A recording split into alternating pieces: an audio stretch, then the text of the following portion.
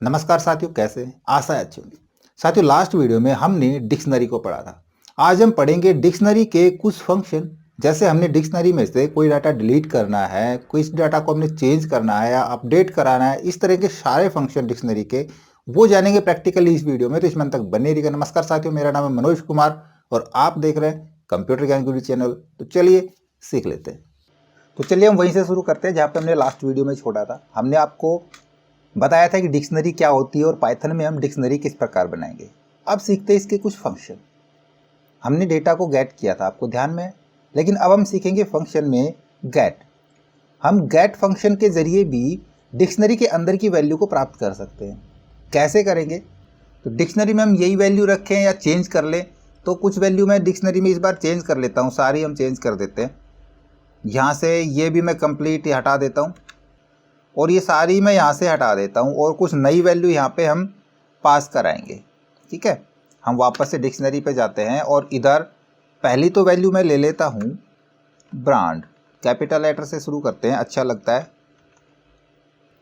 Brand के अंदर मैं डाल देता हूँ होंडा, कि भाई होंडा का ब्रांड है। मॉडल ले लेते हैं, ये भी हम थोड़ा सा कैपिटल लेंगे तो अच्छा लगेगा। मॉडल कोई भी, हमने सिटी मॉडल ले लिया। इधर ही से हम कोमा यूज़ करेंगे, यहाँ भी कोमा यूज़ करते हैं। और ले लेते हैं हम इसका ईयर। ईयर के अंदर मैं डाल देता हूँ ईयर 1970। अब हमने डेटा को प्रिंट कराना है, तो सीधा सीधा देखो प्रिंट करा के दिखाता हूँ। पहले तो मैं आपको करता हूँ प्रिंट डी। सेव करा लेते हैं इसको और रन कराएंगे तो देखो हमारी पूरी डिक्शनरी यहाँ पे प्रिंट हो रही है। आगे डिक्शनरी हमने डेटा को गेट कराना है। कौन से डेटा को गेट कराना है? डिक्शनरी को हम प्रिंट रहने देते हैं और हम नीचे आके यहाँ पे करेंगे फंक्शन यूज़। पहले तो हम ले लेते हैं एक वेरिएबल और x equal to D dot get use करेंगे हम। और गेट के अंदर कौन सा डेटा हमने गेट कराना है? मान लीजिए हमने यहाँ पे मॉडल नंबर या फिर हमने ब्रांड गेट कराना है, तो मैं यहाँ पे टाइप करूँगा ब्रांड और प्रिंट कराऊँगा मैं इस बार x को। ठीक है, x को प्रिंट कराएंगे। सेव करा देते हैं हम इसको यहाँ पे और रन करा लेंगे। देखो हमने प्रिंट कराया ब्रांड। ब्रांड कौन सा है? होंडा। सही चल रहा है यहाँ पे। या फिर हम गेट कराना चाहें मॉडल को या ईयर को तो वो भी करा सकते हैं। अब आता है कीज़ का। कीज़ क्या काम करता है? देखो डिक्शनरी के अंदर कीज़ को रिटर्न कराता है कि कितनी कीज़ है हमारे पास, कौन कौन सी कीज़ है हमारे पास। यहाँ पे देखो 3 कीज़ ले रखी है हमने, ब्रांड, मॉडल और ईयर। इनको यदि हमने रिटर्न कराना है तब हम फंक्शन यूज़ करते हैं कीज़ फंक्शन। और मल्टीपल कीज़, सभी कीज़ रिटर्न करानी है एक के बाद एक, तो हम यहाँ पे लूप चलाएंगे। तो उसके लिए हम लूप चलाते हैं फॉर का। मैं यहाँ पे करता हूँ फॉर एक्स इन डी। अब साथ में कीज़ लेनी है तो हम यहाँ पे करेंगे डॉट कीज़। ठीक है, और अब प्रिंट करा लेंगे। मैं करता हूँ प्रिंट। किसको कराना है हमने प्रिंट? अब x को प्रिंट कराना है बस। सेव करा लेंगे और रिफ्रेश कराते हैं हम, रन करा लेंगे तो इसको, तो सारी की हमारे पास रिटर्न हो गई। तो कीज़ फंक्शन का यूज़ करके हम डिक्शनरी में जितनी भी कीज़ हमारी है उनको हम रिटर्न करा सकते हैं। इसके बाद आता है वैल्यूज़। जिस प्रकार कीज़ काम करता है इसी प्रकार वैल्यूज़। डिक्शनरी के अंदर जितनी भी वैल्यू हमने यूज़ करी है, देखो हमारे पास की है और ये इनकी वैल्यू है, इन वैल्यूज़ को रिटर्न कराना है तो हम वैल्यूज़ का यूज़ करेंगे। उसके लिए जहाँ पे हमने कीज़ लिखा है इसकी जगह सिर्फ हम टाइप करेंगे वैल्यूज़ और यहाँ पे करा लेंगे हम इसको रन। देखो यहाँ पे इस बार क्या आ गया हमारे पास, जितनी वैल्यू हमने यूज़ करी है वो सारी वैल्यू यहाँ पे रिटर्न हो रही है। इसके बाद फंक्शन आता है आइटम। यहाँ पे देखिए यदि हमको कीज़ और वैल्यू दोनों चीज़ चाहिए तब हम आइटम का यूज़ करते हैं। आइटम फंक्शन कीज़ और वैल्यू दोनों को ही रिटर्न कराता है। तो देखो अब हमने दोनों चीज़ें रिटर्न करानी है तो हम लूप के अंदर दोनों चीज़ें लेंगे। मैं यहाँ पे करूँगा x, y और वैल्यूज़ की जगह हम यूज़ करेंगे आइटम्स। ठीक है, और प्रिंट करा लेंगे हम x को, y को, दोनों को हमने प्रिंट कराना है। सेव करा के इसको रन करा लेते हैं। जैसे ही रन कराएंगे देखो दोनों चीज़ें हमारे पास रिटर्न हो रही है। हमारे पास की भी आ रही है और वैल्यूज़ भी आ रही है। अब नेक्स्ट आता है डेल। डेल यानी कि डिलीट। ये डेल एक फंक्शन नहीं है, कीवर्ड है। इसके ज़रिए हम डिक्शनरी के अंदर के डेटा को कोई भी की का यूज़ करके डिलीट करा सकते हैं। हमने कोई भी डेटा डिलीट कराना है तो उसके लिए हमको उसकी की का यूज़ करना पड़ेगा, डायरेक्ट डिलीट नहीं होगा डिलीट से भी। तो इसको किस प्रकार लिखेंगे, मैं यहाँ से लूप तो हटा देता हूँ।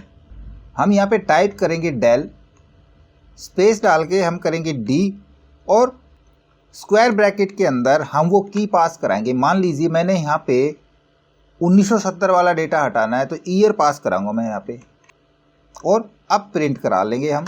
मैं करता हूँ यहाँ पे प्रिंट और डी को प्रिंट कराएंगे हम वापस से। सेव करा के रन कराते हैं हम इसको। यहाँ पे एरर आ गई हमारे पास। एरर किस चीज़ की आई है, इसको देखो यहाँ पे डी ईयर, ये कीवर्ड एरर, की एरर मिल रही है। हमने की एरर ही डाली है यहाँ पे, देखो ये हमने करना है वाई कैपिटल, ठीक है। अब इसको हम सेव करा के फिर से रन कराते हैं। अब देखो यहाँ पे जो पहले हमारे पास जो डिक्शनरी थी उसके आइटम है, अब हमने डिलीट किया एक ईयर को, तो देखो यहाँ से अब ईयर डिलीट हो चुका है, नहीं आ रहा नहीं ईयर यहाँ पे, पहले था हमारे पास डिक्शनरी में, दूसरी बार हमारे पास नहीं है। अब चलते हैं पॉप के ऊपर। पॉप भी डिलीट की तरह ही काम करता है, ये भी डिक्शनरी के अंदर की वैल्यू को डिलीट कराता है, अंदर के डेटा को डिलीट कराता है, बट इसका लिखने का तरीका थोड़ा सा अलग है। इसको हम इस प्रकार से नहीं लिखेंगे, इसको हम कैसे लिखेंगे, यहाँ से मैं ये हटा देता हूँ। इसके लिए हम टाइप करेंगे डी डॉट पॉप और ब्रैकेट्स के अंदर हमने जो डिलीट कराना है, मैं यहाँ पे कराता हूँ ईयर को ही, और प्रिंट कराएंगे हम फिर से डी को। मैं करता हूँ प्रिंट डी और इसको फिर से हम सेव करके रन करा लेते हैं। देखो यहाँ पे ये भी वही सेम काम कर रहा है ना, इसने भी इस आइटम को डिलीट कर दिया। लेकिन इससे हम ये भी देख सकते हैं कि हमने जो डिलीट किया है, जो हमने डिक्शनरी से जो डेटा हटाया है वो कौन सा डेटा हटा है। तो यहीं पे हम डी से पहले इधर कर लेंगे हम प्रिंट और यहाँ पे करेंगे ब्रैकेट को क्लोज, सेव करा के रन कराते हैं हम इसको वापस से। तो देखो अब यहाँ पे ये पहले ये भी दिखा रहा है कि डिलीट क्या हुआ है ना, हमने ईयर डिलीट किया है ना, और यहाँ से वो डिलीट भी हो चुका है। इसके बाद आता है dict, DICT dict. Dict function dictionary create करने के काम आता है। इसमें हम मल्टीपल पैरामीटर पास कर सकते हैं। हमने देखो यहाँ पे डिक्शनरी बनाई है, हम सिंपल इस प्रकार से भी डिक्शनरी बना सकते हैं, या फिर इसको कंप्लीट मैं सभी को कमेंट करता हूँ और एक नई डिक्शनरी बनाता हूँ। मैं यहाँ पे क्रिएट करते हैं डिक्ट फंक्शन के ज़रिए। किस प्रकार क्रिएट करेंगे, मैं यहाँ पे करता हूँ डी इक्वल टू, यूज़ करेंगे डिक्ट का, और सिंपल हम पैरेंथेसिस के अंदर यहाँ पे टाइप करेंगे ब्रांड, इक्वल साइन लगाएंगे और कोट्स के अंदर हम डाल देंगे जो भी हमने ब्रांड लेना है, ठीक है। मल्टीपल वैल्यू डाल सकते हैं, मल्टीपल पैरामीटर दे सकते हैं, सिर्फ हमने आगे कोमा लगाना है। हमने लेना है मॉडल। देखो इस बार पहले तो हमने ये कैपिटल में लिए थे ना, हम स्मॉल में ले रहे हैं ताकि आपको पता चले कि हाँ वाकई में डिक्शनरी क्रिएट हो रही है या नहीं हो रही। इसको हम साइड में कर देते हैं और मॉडल के अंदर मैं इस बार मॉडल चेंज कर देता हूँ, मैं यहाँ पे कर देता हूँ सिविक, ठीक है। ये हमने दो यहाँ पे पैरामीटर लिए हैं डिक्शनरी के अंदर, और देखते हैं कि डिक्शनरी हमारी क्रिएट हुई या नहीं हुई है।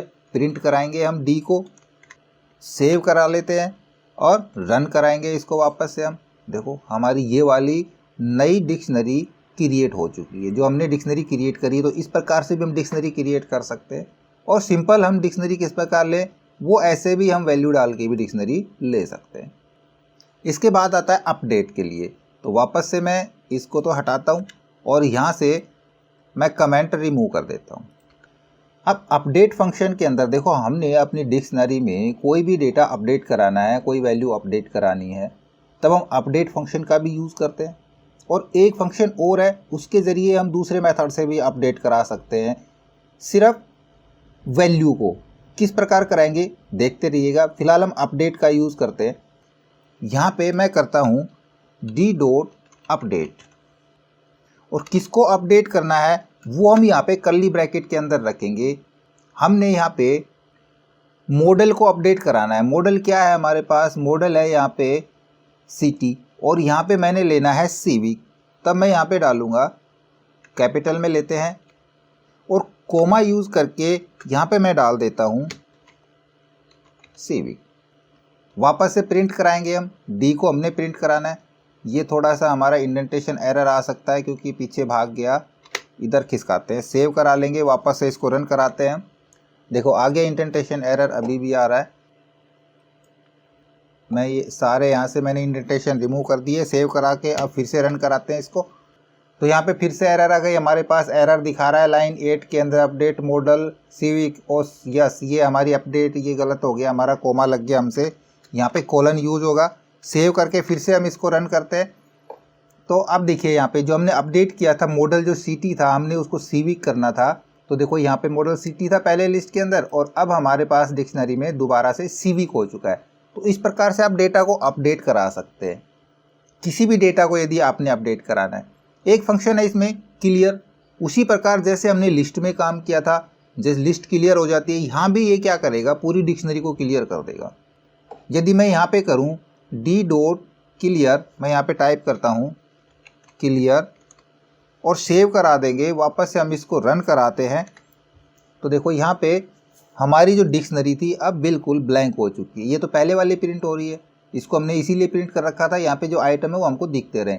अब दोबारा से जब हमने क्लियर किया है उसके बाद प्रिंट कराया तो देखो डिक्शनरी ब्लैंक आ रही है ना। तो ये पूरी डिक्शनरी को क्लियर कर देता है। अब मैं बताता हूँ कि अपडेट का दूसरा मेथड भी है, किस मेथड से हम अपडेट कर सकते हैं। उसके लिए आपको समझना पड़ेगा इंसर्ट को, कि हमने कोई भी नया डेटा डिक्शनरी में इंसर्ट कराना है। अभी तो हमारे पास 3 ही है ना।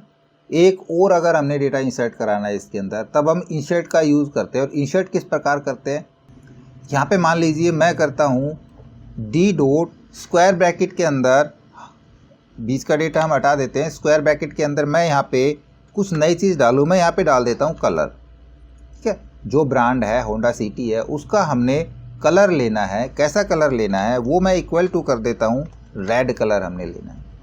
प्रिंट में डी को कराता हूँ, इसको थोड़ा नज़दीक कर लें। प्रिंट में डी को कराता हूँ तो यहाँ पे क्या आ गया हमारे पास, फिर से सिंटैक्स इनवैलिड सिंटैक्स आ गया। ये होता है, बार बार होता है ये हमसे, ये फिर ये डॉट लग गया यहाँ पे।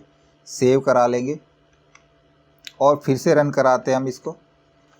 देखो यहाँ पे हमने डेटा ऐड कराया कलर रेड, तो हमारे पास एक नया डेटा ऐड हो गया।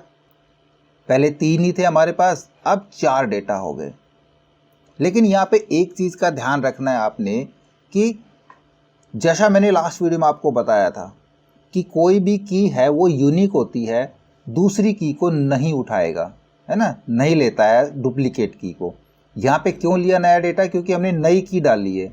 यदि हम यहाँ पे कोई ऐसी की डाल दे जो पहले से डिक्शनरी के अंदर है, मैं यहाँ पे डालता हूँ ईयर, और ईयर मैं यहाँ पे डालना चाहूँ नया 2000, तो अब क्या होगा, अब हमारा डेटा इंसर्ट नहीं होगा क्योंकि ईयर नाम की पहले ही यहाँ पे मौजूद है, तो ये अपडेट हो जाएगा। यहाँ पे मैं इसको सेव करा के और रन कराता हूँ तो यहाँ पे देखो ये पहले 1970 था, अब ये 2000 हो गया। तो डेटा इंसर्ट कराते वक्त आपने एक तो ये ध्यान रखना है कि अगर आपने नया डेटा लेना है तो वो की ना हो जो पहले से यहाँ पे लगी हुई है, की यूनिक होती है। यदि हमने वही की ले ली, डुप्लीकेट की हो गई, तो पहले वाली की को ये अपडेट कर देगा, उसके वैल्यू को अपडेट कर देता है। तो अपडेट का हमारे पास दूसरा मेथड भी है, एक तो हम अपडेट फंक्शन से यूज़ कर सकते हैं अपडेट डेटा, और दूसरा हम इंसर्ट से इस प्रकार से भी करा सकते हैं। सीधा हमने डिक्शनरी के अंदर ईयर लिया और उसके अंदर नया डेटा डाल दिया, तो ऐसे भी अपडेट करा सकते हैं। तो ये कुछ फंक्शन थे डिक्शनरी के, उम्मीद है आपको समझ में आ गए होंगे। इसके बाद हम सीखेंगे नेस्टेड डिक्शनरी। नेस्टेड डिक्शनरी क्या होता है ये जानेंगे नेक्स्ट वीडियो में, तो लगातार बने रहिए हमारे साथ। आई होप वीडियो आपको जरूर अच्छा लगा होगा। इसी प्रकार अच्छी वीडियो देखते रहने के लिए हमारे साथ बने रहे। हमारे वीडियोज़ को ज़्यादा से ज़्यादा अपने दोस्तों में शेयर करें, हमें लाइक करें, और यदि नए हैं हमारे चैनल पे तो हम सब्सक्राइब जरूर कर लें।